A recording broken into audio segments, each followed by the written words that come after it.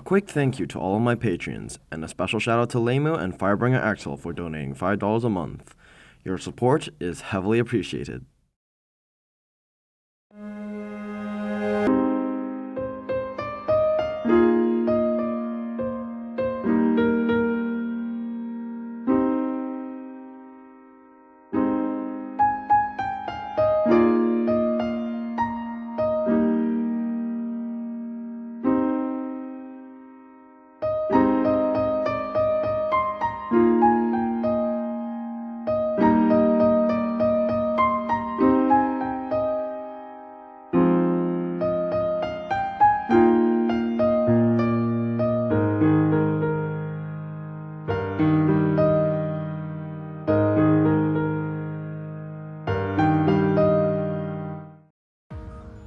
Today, I just want to ask a question to you all.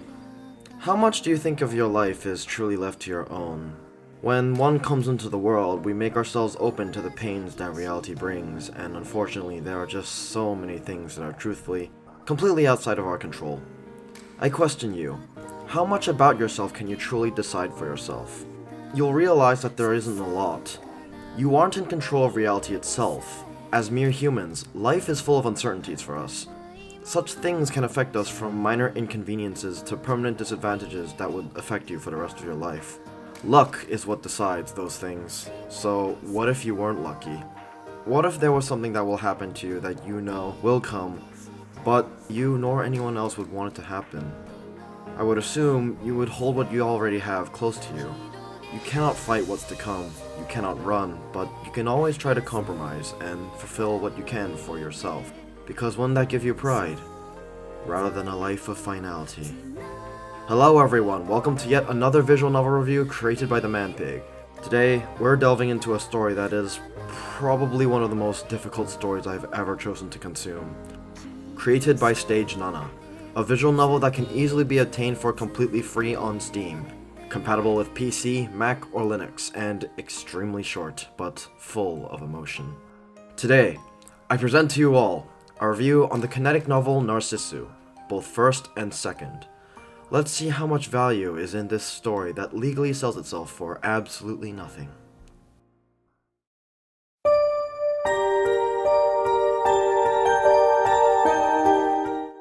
Now, the first thing I have to say about Narcissu is that it isn't told in your conventional manner. The story is split into two parts, those being first and second respectively. Interestingly enough though, from a chronological standpoint, first actually comes quite a ways after second.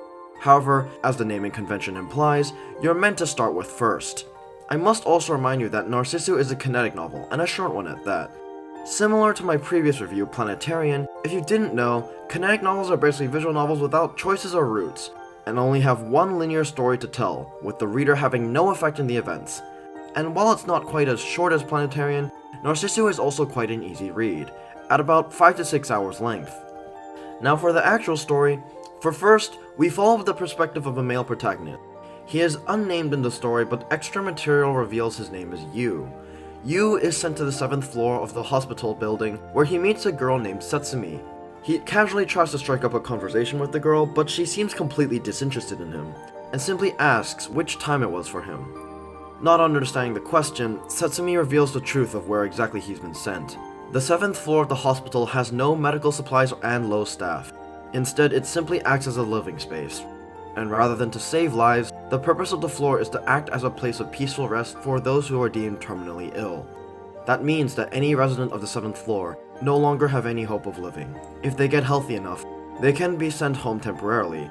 However, if their situation worsens, they are forced to come back. And if they come back for a third time, they can never return home.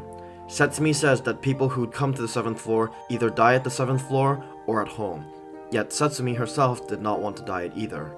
The boy and Setsumi live on the 7th floor for a few days, and eventually, when his father visits the hospital, the boy runs into his car keys and decides to take them, as our protagonist recently got his driving license, but he could never use it after getting sent to the hospital. As such, the boy offers Setsumi a chance to go somewhere else. The two then enter the car and drive away with no goal in mind, just to escape. As you should be able to tell, yeah, Narcissu tackles an extremely difficult topic, terminal illness, the inescapable death for an individual, And I'll have to say, it really doesn't shy away from how heavy that topic is. You know how most fiction is used for escapism? You can't say that with Narcissu. If you come into this story expecting to put your mind on something else, I can't say if Narcissu is the best option for that, because damn, this story gets really dispiriting. While she's not the main protagonist, Narcissu first heavily focuses on Setsumi, and I can't say if that was the best choice due to reasons that I'll outline in the character segment. What I will say, however, is that First does a fantastic job of conveying how it feels for the person itself to be dying. By focusing on Setsumi, who has already been a patient of the 7th floor for a very long time and never had the best health to begin with, you really manage to get an insight into how she views her own situation and the kinds of complicated feelings that she has. Moving on from that though, from a story standpoint, Narcissu First is honestly really slow. Narcissu First does have high points, but a lot of the story is really sluggish. Not a lot happens, and while the story length itself is short, the lack of goals and events in the plot make it somewhat forgettable and empty. There's a lot of blank space where you feel the characters are just wasting time. But I can't exactly call it bad writing either, because isn't that accurate? The characters are literally dying, and in the 7th floor hospice, they've essentially left their lives behind. All of their friends are moving on. All of the goals they had in life are now meaningless. Nothing matters anymore. The people of the hospice are literally just waiting for death, wasting time until then, with no goal. Narcissu does a very good job of emulating that feeling. Whether that's enjoyable or not depends on how much you respect that narrative choice. However, there are real moments in Narcissu First that stand out and stick, and they end up being quite memorable. At the end, I really ended up thinking how real hospital patients might be in a situation like this. Overall, I can't say Narcissu First's story is going to be for everyone, and while personally I liked it, the enjoyment you will elicit truly depends on how much you can cope with that slow, meandering story. For the story of Second, however, it takes place about 7 years before the events of Narcissu First, and we actually follow the story through the eyes of Setsumi. During her time in the hospital, she runs into a girl named Himeko and becomes friends with her. Himeko is a cheerful person that enjoys things like cars and flowers, but she herself is also a patient of the 7th floor. Narcissu Second, despite coming before First, has a lot of references to First, and you'll see a few things like how the events of the story changed Setsumi into the Setsumi that we end up meeting. A thing that's also worth noting is Second is twice the length of First, so there's a lot more time to understand the characters in comparison. For Second, rather than focusing on 2 characters, it includes a few more characters into the mix, and rather than focusing on purely one character's perspective, the story often switches to Himeko's perspective as well, mostly during flashbacks that build Himeko's character, which teach you about her quite difficult past with the 7th floor. This is a massive benefit in my opinion, as it has way more variety in its characters than First as a result, which I'll go into more detail later for the next section. For now though, what I will say is that Second has a lot more substance in its plot, and has so many more experiences since unlike First, you're not just following one single perspective, but rather multiple. Uncovering Himeko's past and her character gives a very strong understanding of Himeko in the long run, and the friendship she has with Setsumi is one that can be really felt. In general, Second deals with a lot more relatable emotions for a general audience. If First tackles how the terminal patients themselves feel, Second tackles how everyone feels, from friends to family, and even strangers around the terminal that are aware of their situation. The feeling is painfully realistic. Similar to how First accurately depicts how the patient feels, Narcissu Second nails the feeling of how everyone feels, to a point it can hurt a bit too much. If you ask people which part of Narcissu they prefer, most people that I know would say Second, and I'd have to agree. First isn't necessarily bad, but with how much more Second has to its story and having more characters to follow, all who are easy to understand and relatable in these difficult topics, it's just a better experience overall in my opinion. Despite that, both stories have their own individual merit, and include moments which are both beautiful and painful. If nothing else, your memories on First will be elevated once you complete Second, and Second itself also only works as well as it does if you've already experienced First already. Everything said, flaws and all, I'd be lying if I considered Narcissu to have a bad story. First is mixed, and even then I personally really respect and appreciate how it tries to convey the feeling of being terminally ill. Still, its pacing is slow and really not much else happens. If someone can't respect that narrative choice, which don't get me wrong, is completely understandable, then I can't see them enjoying First. Personally, I like the story, and if nothing else, it provides a very rare, raw, unromanticized experience that not many stories are able to give. So overall, I will give it a positive 6 out of 10. Please remember, 6 is a positive score. As well, First is still heavily flawed with its slow pace, it's thought-provoking, and strong when it needs to be. For Second, however, it receives a much better 8 out of 10. It still has somewhat of a slow pace, but even then, so much more happens and the characters are just more engaging, making for certain scenes to leave much bigger impacts in comparison to First.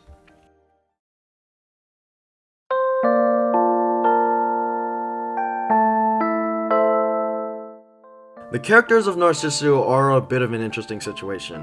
When it comes to Narcissu, this is absolutely a character-driven story.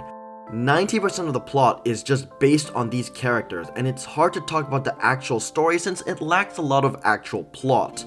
The narrative itself is based on how these characters think of and react to the scenarios relating to themselves or someone they know being terminally ill.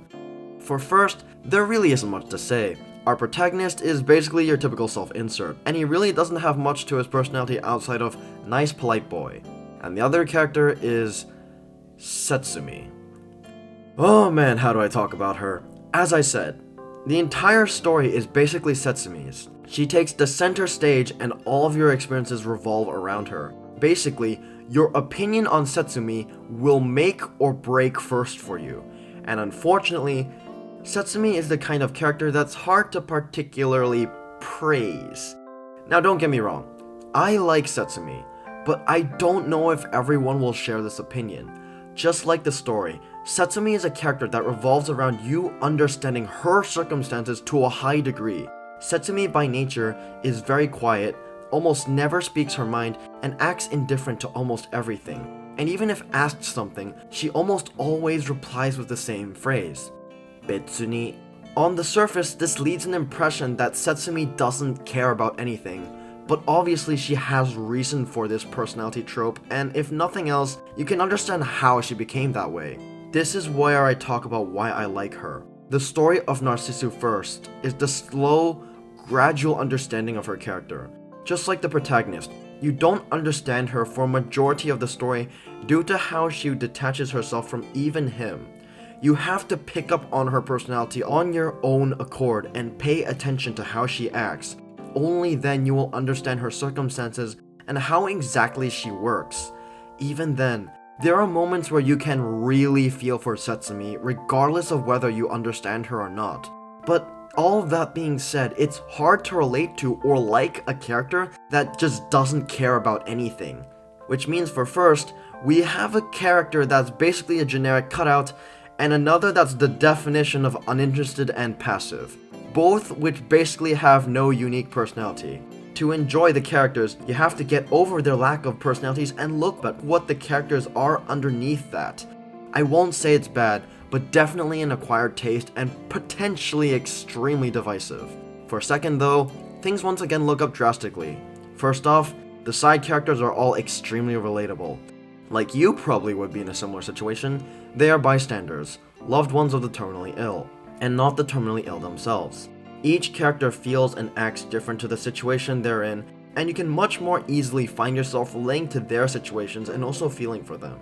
Speaking of relatability, for Narcissu Second we focus on Himeko as a character, and while I do like Setsumi, Himeko is just so much better. Himeko is a cheerful, laid-back gearhead, making for a likable girl and just makes the ride of Second so much more entertaining. Not to mention, as the story unfolds, you'll uncover more of the layers that she has to her character, as well as her past with the 7th floor, which adds so much. It reveals the origin to so many of her traits, and honestly just builds her character so much. Himeko feels so human and has a tangible personality as well as very normal desires, wishes, and thoughts. In terms of Narcissu, she is easily my favorite character of the bunch. Also, if you read or watched the story Eat Your Pancreas, you'll find parallels with her and Setsumi's relationship with the relationship of the characters in that story. Setsumi's quiet personality actually worked extremely well when put against Himeko's energy, and their dynamic only grows as the story progresses. Narcissus' second story feels less slow, almost entirely because Himeko carries it with both personality and backstory, and the things that she goes on and achieves along with Setsumi are amazing. They easily show you why Narcissu was worth reading. Overall, for Narcissu first, the characters are very split with a lack of variety and characters with a lack of personality, but I still think they're well written, so I'll give them a 6 out of 10. Second, however, once again gets an 8 out of 10 for just being that much of a step up with Himeko being so good, and I realize that's the exact same score for the story segment. Wow, I'm so good with grading.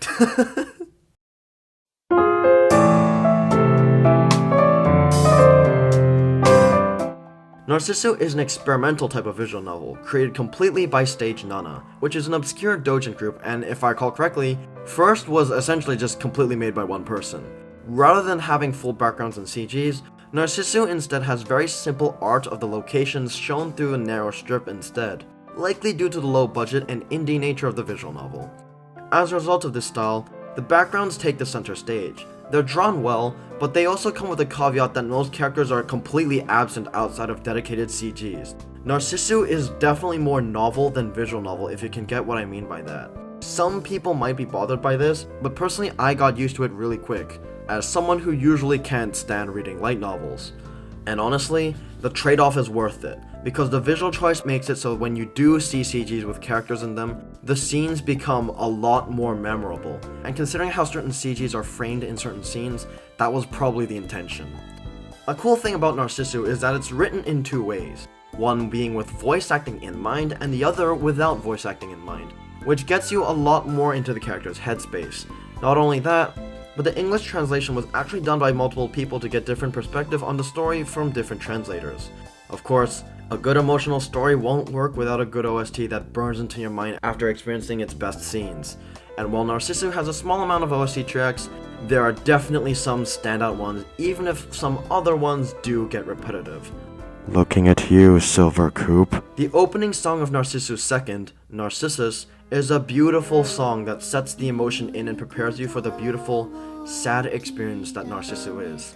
Speaking of preparation, Rather Than a Life of Finality is a song that plays the moment you start reading, and similar to track 8 in Tsukihime, it leaves an immediate impression that doesn't leave, and even far into the story, remains the most depressing song in all of Narcissu, one that perfectly conveys the feeling that the story will give you throughout the read before you even start it.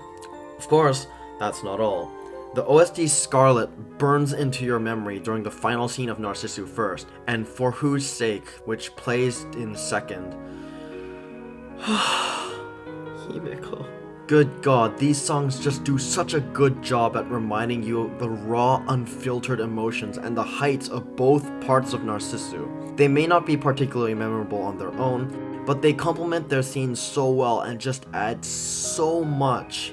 Ultimately, even though the art and such is quite basic, I'm willing to give Narcissu a 7 out of 10 for technical quality.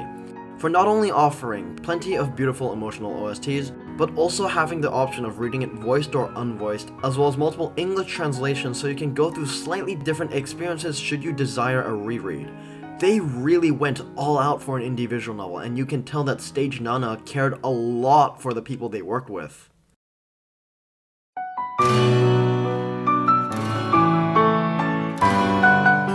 Narcissu is one of the most difficult stories I've had to write a review for.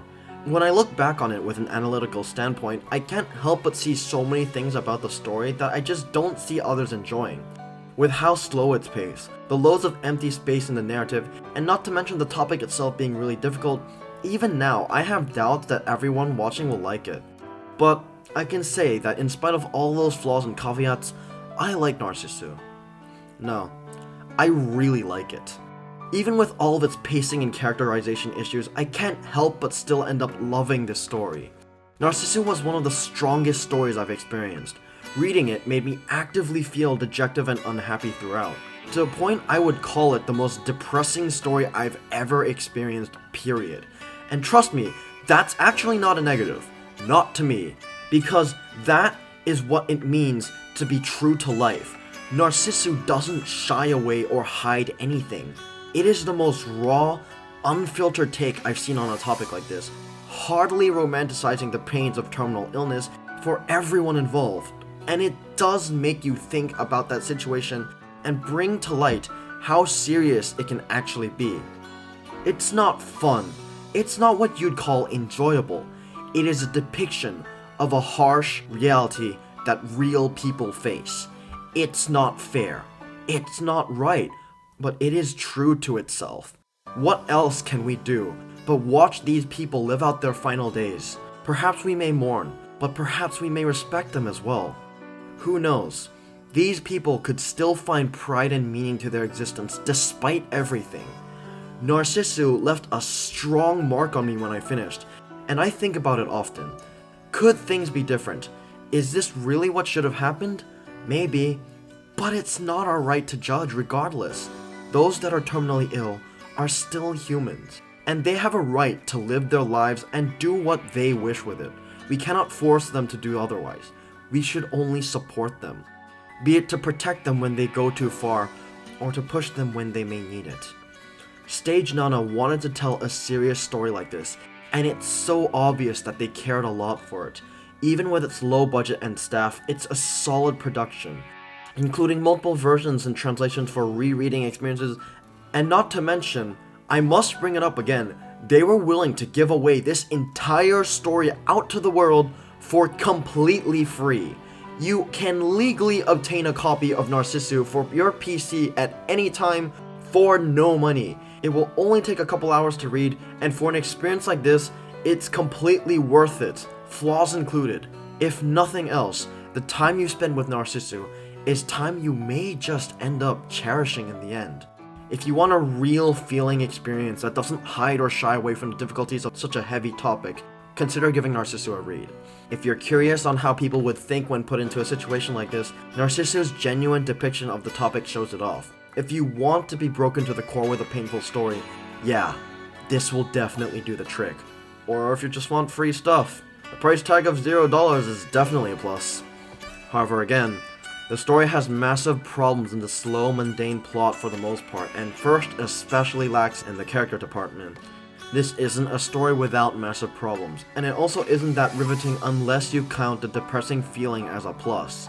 Also, if you don't want to experience something serious, and if you just want to enjoy a story for escapism purposes, don't read it. Straight up, don't. You'll destroy yourself. Ultimately, I have to say, I'm very split when it comes to Narcissu. I recognize how many flaws it has, and it's definitely not the most amazing story that everyone can appreciate. But despite that, I love it so much, and believe it offers a true, real feeling of emotion that many stories aren't able to give. With that in mind, flaws and all, I present Narcissu the rating of great. This isn't a story for everyone, and I wouldn't usually recommend it to people, but I believe it is special. It tackles a topic in a way many stories will not, and because of that, I believe that uniqueness, that willingness to show something real, is what makes it worth your time despite its problems. As a final note, you may notice that Narcissu is named after the Narcissus flower, which does have a theme in the story somewhat. If you did notice that, you may be wondering, hey, where's the last S in the word?